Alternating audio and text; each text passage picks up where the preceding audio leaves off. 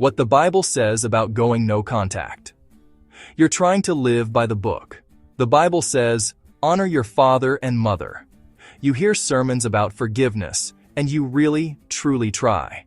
But then your phone rings, and your stomach drops. A family get-together ends with you in tears. You feel like you're constantly walking on eggshells. You're stuck in this painful tug-of-war, aren't you?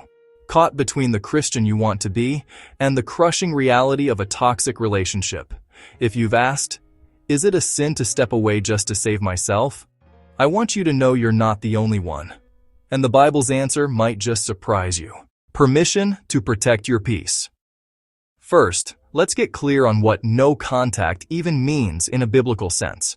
This isn't about hatred, revenge, or holding a grudge. It's an act of wisdom. It's God giving you permission to protect the spiritual, emotional, and mental peace He's given you. It all starts with Proverbs 4:23. Above all else, guard your heart, for everything you do flows from it. Notice that. Guarding your heart is a direct instruction from God. It means you're called to be the gatekeeper of your inner world, your thoughts, your emotions, your well-being. So, when a relationship constantly floods your heart with anxiety, fear, and confusion, it's not just okay to create distance, it's necessary. The Apostle Paul is even more direct. In 2 Timothy chapter 3, he paints a picture of people who are lovers of themselves, abusive, unholy, and unforgiving. He even says they might have a form of godliness, but deny its power. What's his advice? It isn't to try harder or to fix them. It's not to just endure it. His instruction is simple and pretty stunning. Have nothing to do with such people. Forgiveness versus reconciliation. Okay, but what about the guilt? So much of it comes from confusing forgiveness with reconciliation.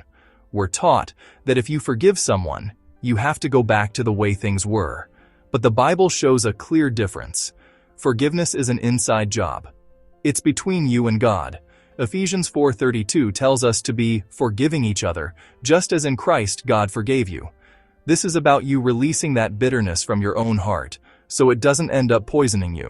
Reconciliation, on the other hand, that's a two-way street. It takes two people working towards health. If hearing that distinction is starting to lift a weight off your shoulders, consider subscribing to The Open Table.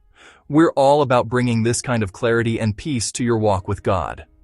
Stay with me now. I know what the big question is, the one that probably keeps you up at night. Stay with me because we need to talk about it right now.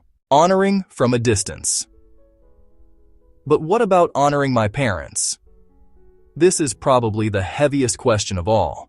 And the command in Exodus 20:12 is absolutely true. But honor never means endure abuse. We have to balance that one command with everything else God's Word tells us.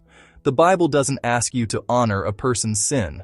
It asks you to honor the position they hold while protecting yourself from their sin.